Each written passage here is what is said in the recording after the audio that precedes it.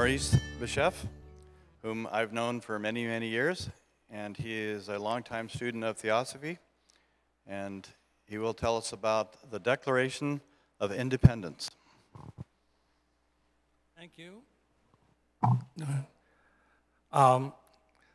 Much as Jim just mentioned, I have a lot of gratitude not only to the sources that Jim mentioned, but to all my colleagues, including some that are here in the audience, for wonderful ideas and dialogue throughout many, many years. So I really appreciate, and this is a fine time to be able to acknowledge my gratitude to so many of you. The Declaration of Independence begins when, in the course of human events, when the time of a particular cycle ripened, the American experiment, on behalf of all mankind, would commence. Welcome to Philadelphia, the city of brotherly love. In a 2 square mile of this district, many of the founding events of what became the United States of America occurred. As William Quan Judge writes in several articles, this is where the Mahatmas found a new and receptive soil. This is where they crowned it with wisdom and brotherhood inherent in its founding expressions. Judge wrote, quote, "This experiment was not conceived alone by mortal minds, but is a part of the evolutionary plan. For here, the next great movement has already begun and reached a high development." H.P. Blavatsky indicates the American experiment has the imprint of Master's work when she writes, "Born in the United States of America, the Theosophical Society was constituted on the model of its mother country. The latter, as we know, omits the name of God from its constitution, lest, said the fathers of the Republic, this word someday afford the pretext for a state religion. For they wanted to grant absolute equality in its laws to all religions so that all would support the state and all would be protected. It was felt these principles would provide a unity through which fellowship and fraternity could blossom. This is where they brought and impressed the fire of monastic thought into a new continent, highly suggestive of the myth of Prometheus. It was reflected in the adept Thomas Paine's stirring words, which sparked a new age of thought and reason. We have it in our power to begin the world again. Further, HPB wrote that a new kind of thought has arisen, fostered by the evolutionary forces. This thought differs from all that ever been produced by the 19th century, yet it is identical with what was the keynote and the keynote of every century: absolute freedom of thought. William Quan Judge writes that in order to work toward this aim, the Theosophical adepts hovered over many of the U.S. founding fathers and other brave citizen Freemasons who were inspired by the light of daring. They did this to found a free government in the West. They cleared the receptive minds of certain individuals from the dross of dogmatism and inspired their pens.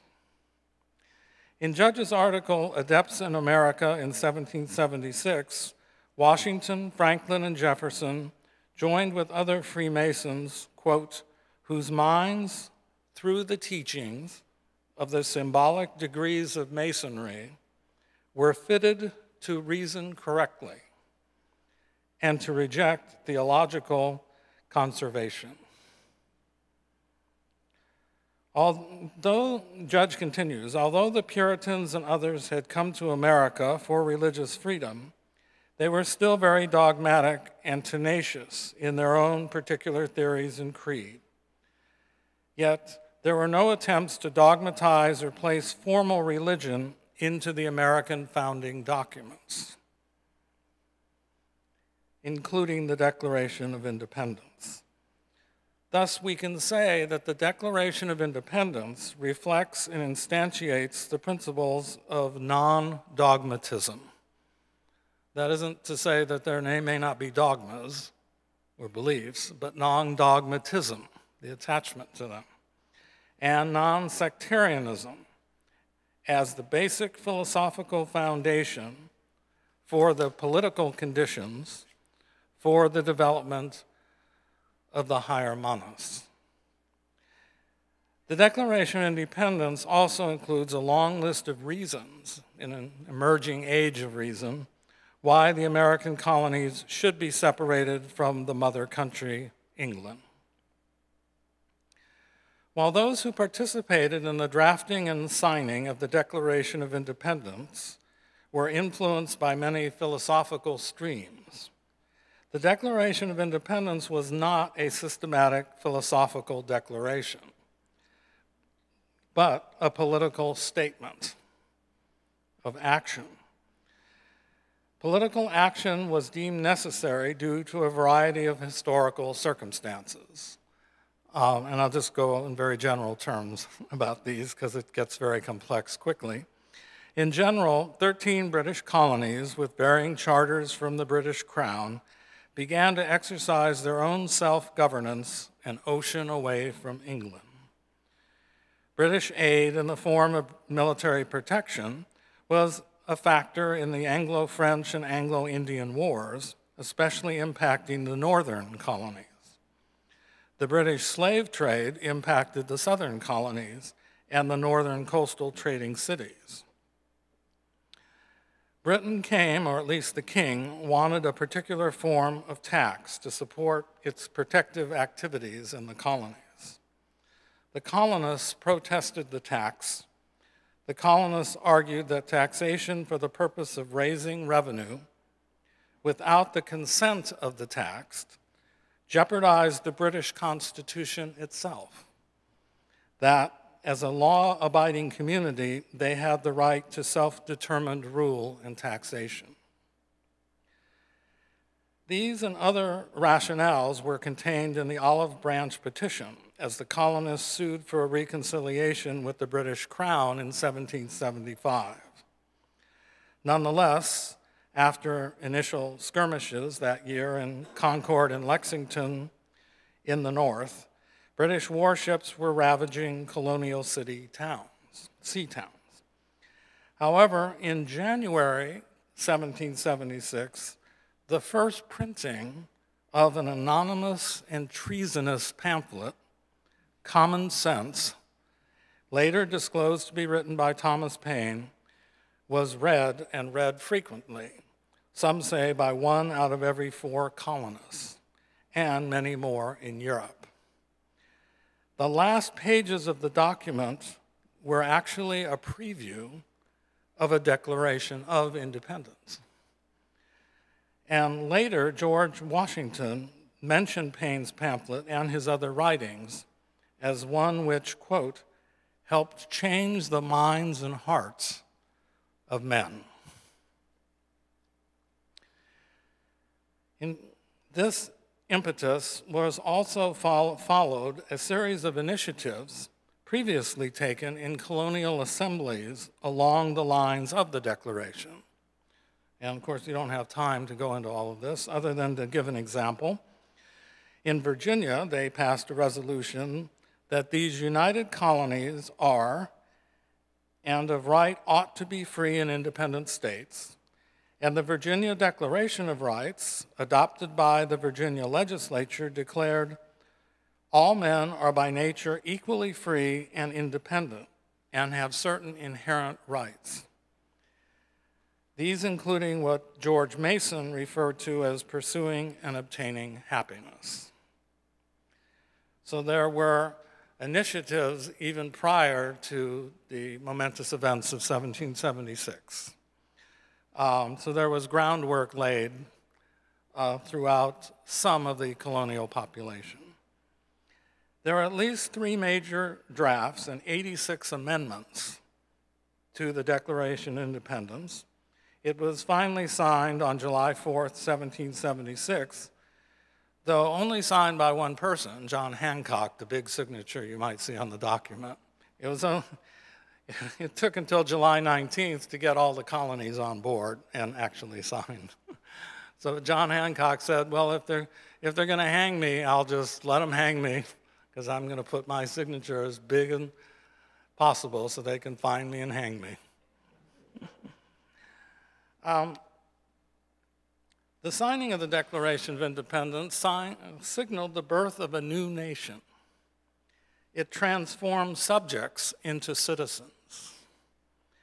It changed people's self-perception and self-definition of who they were and what they could do. It was also unique that this new nation was founded upon a fundamental, abstract, philosophical set of propositions. And I will read the first 2 paragraphs, which basically summarize the gist of those propositions, which many of you have heard, but just for recollection, I guess.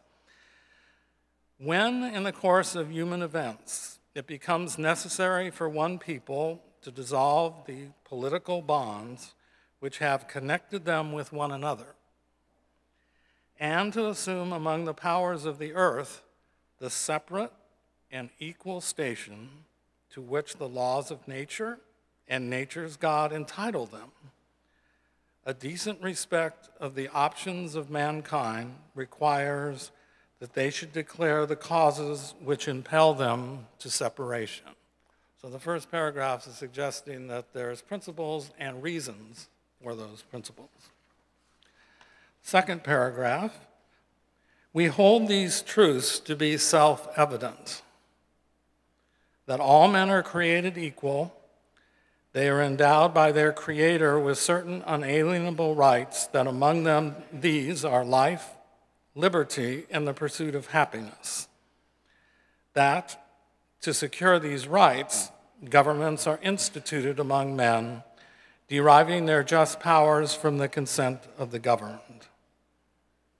That whenever any form of government becomes destructive of these ends, it is the right of the people to alter or abolish it, and to institute new government, laying its foundations on such principles and organizing its powers in such a form as to them seem most likely to affect their safety and happiness. Prudence, indeed, will dictate that governments long established should not be changed for light and transient causes. So if we look at these phrases a bit more closely, and they could be viewed from so many different standpoints, but just a few standpoints. In the first paragraph, there's the appeal for breaking up with the mother country, and these propositions have a universal character. They are rooted in the light of natural law. They specify what it means to be a human being in association with others. What are the essence of being a true human being? This universality is pointed out in a quotation from H.P. Blavatsky a century later, when she says, "As mankind is essentially one and the same essence, whether we call it God or nature or nothing, therefore we cannot affect one nation without affecting all nations, as we are all men."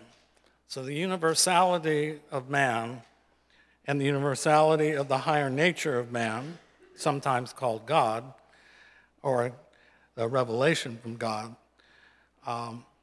is noted. Thus, the phrase nature's law or nature's God entitles them connotes the idea that nature is ordered as it is because of nature's God. The God invoked in the Declaration is not a Christian God.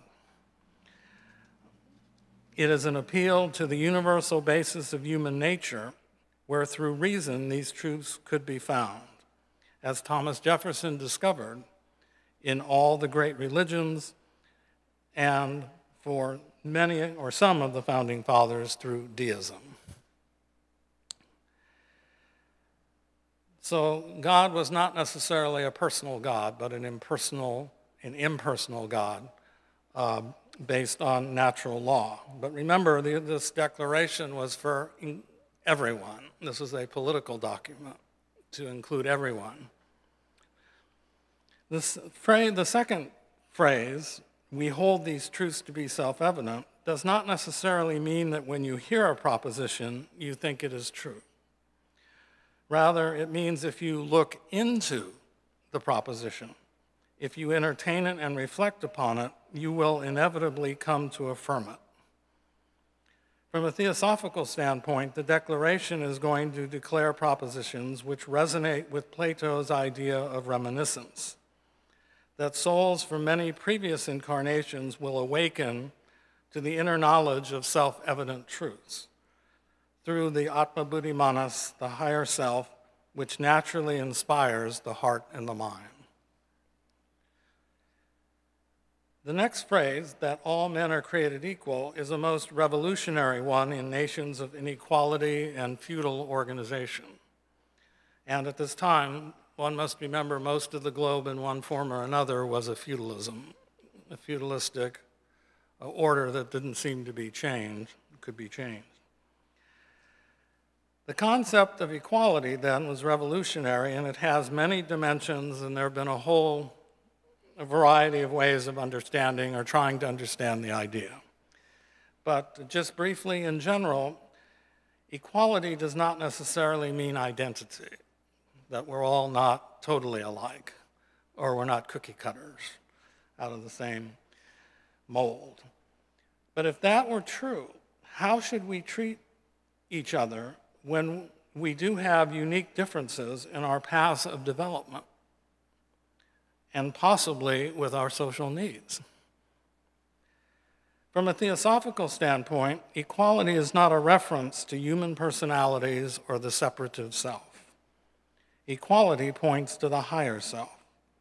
The latter is the changeless spectator of the spectacle, inherent in every reincarnating being.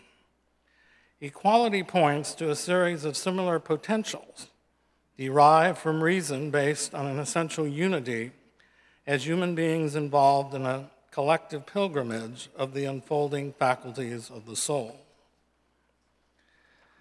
The expression of equality can be seen as a power which is intrinsic to human beings. Any thinking person has the potential to reason and speak the moral truth in a relevant context. Professor Raghavan Iyer in Parapolitics writes, thus, it is plausible to accept that human beings at birth are equal in reference to moral virtues, rather than in regard to intellectual or functional skills. At least, we have no way of knowing which of many babies will show heroism and courage. And if in a society valuations are ultimately based on these heroic virtues, upon integrity through individuation, and upon conscious and the moral excellences, then there is no predicting which person is going to achieve them. The next phrase of the Declaration establishes this natural equality because it asserts that men are endowed by their Creator with certain unalienable rights, life, liberty, and the pursuit of happiness. And these can be seen as reasons why citizens might enter into a compact with government, given their natural rights and what necessary human rights they would need to pursue these aims collectively. But now we're come to what is the meaning of happiness. This has been debated over and over again with so many different sources. Generally, Jefferson, in a letter late in his life to Henry Lee, Thomas Jefferson wrote this third draft of the Declaration, which had the word happiness in it. He simply mentioned that Aristotle and Cicero were his sources, and they happened to live long before John Locke, which many people seem to ascribe to the American experience and experiment. For Aristotle, happiness was a flourishing of the individual in a self-directed life, affirming human dignity, self-definition in the company of others. It was supposed to be a sort of good life and good action, such that Aristotle argued that it was not equivalent to wealth, honor, or pleasures. It was always an end to itself. For Cicero, there's an interesting quote that we are servants of the law in order to be free. He who does not obey the law of nature flees from himself. So he elaborated, Cicero did, that since the order of the cosmos was universal reason, true law was a natural law arising from the universal element of man, and therefore one ruled to benefit the whole. So in each of these cases, the idea was that human beings, being imperfect, could not know all the natural law, but in the company of others could use speech and reason with each other, and reason together, even through disagreement.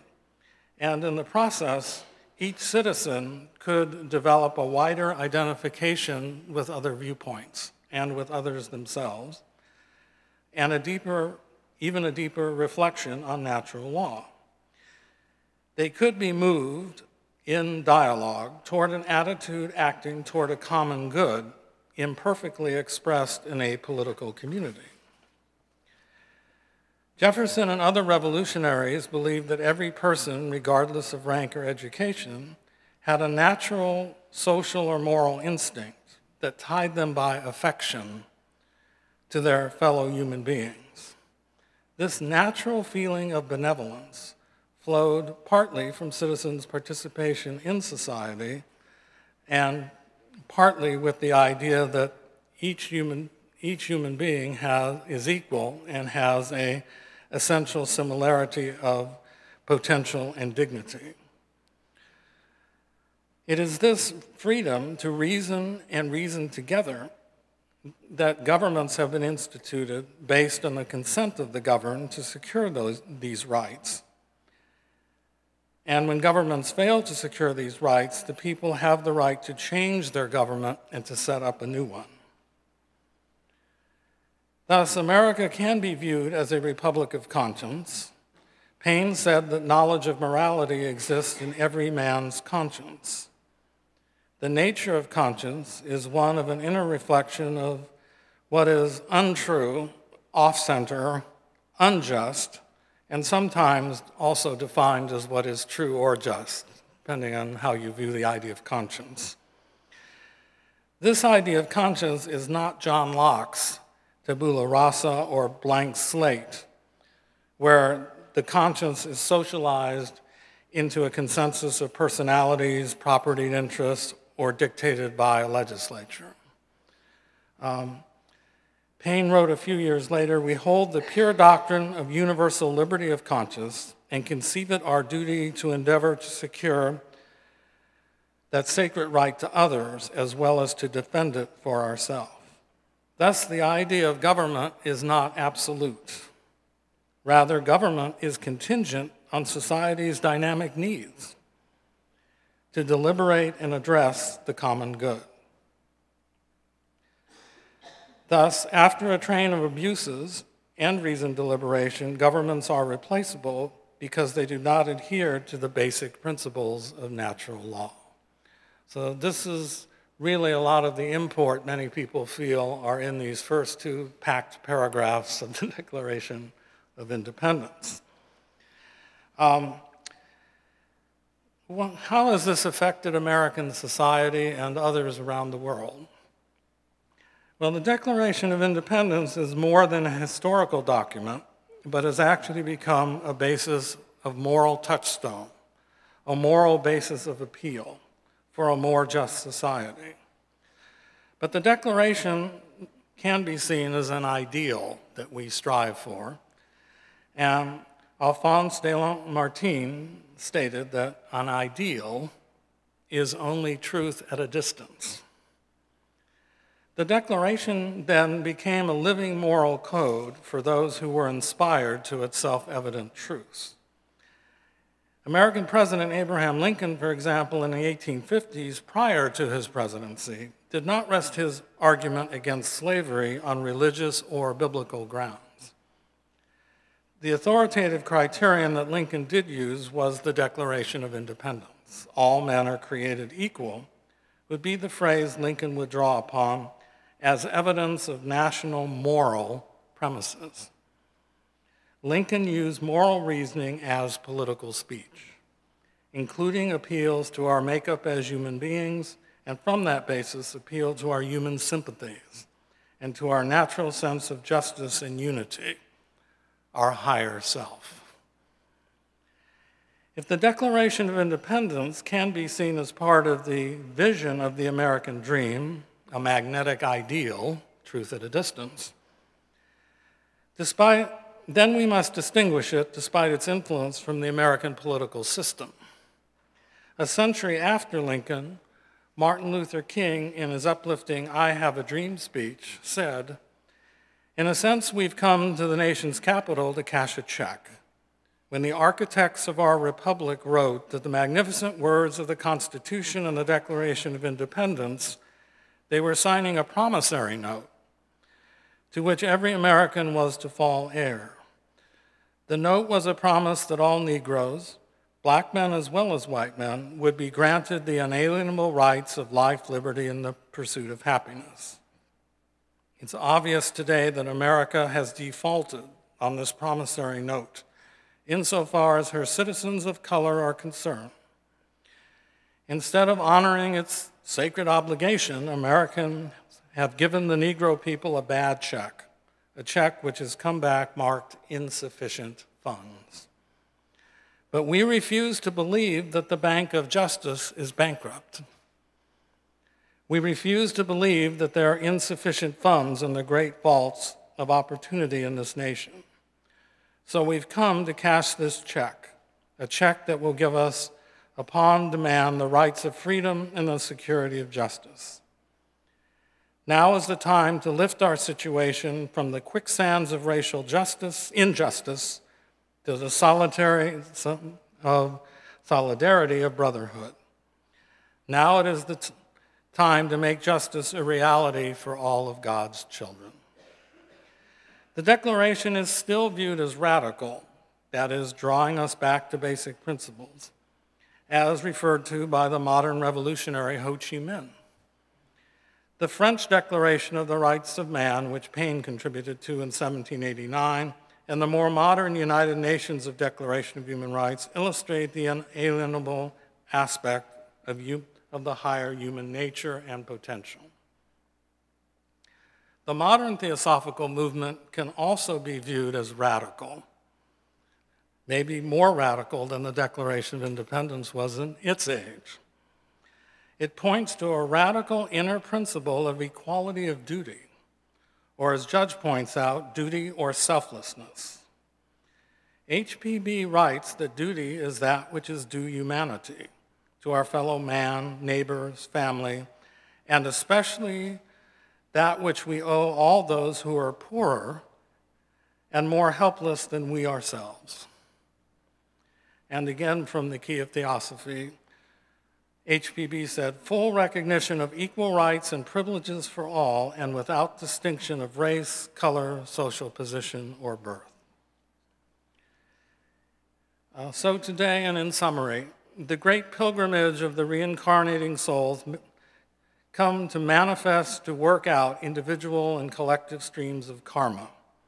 Since we cannot separate our karma from others to a large extent, we should work to relieve the karmic burdens on others, including our obligations as citizens to employ principles to unify our community, globally as well as locally. We are now asked to go beyond untested beliefs, reasoning from a universal light within, kindling a love of humanity tested in concrete expression.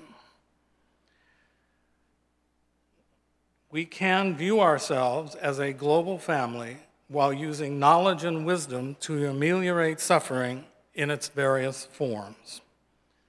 Through love and human solidarity of human beings as souls, we can inspire minds and hearts through creating Buddhic fields of consciousness, expressing elevating, principled ideas, and compassionate speech.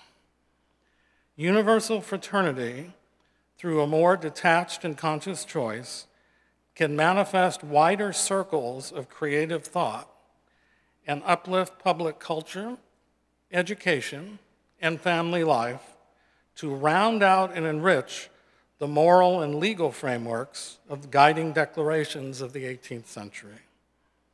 Citizens can express principles with a theosophical spirit and fellowship, radiating benevolent love, light, and with higher aspiration, reasoned thought and timely action as part of and a friend of humanity.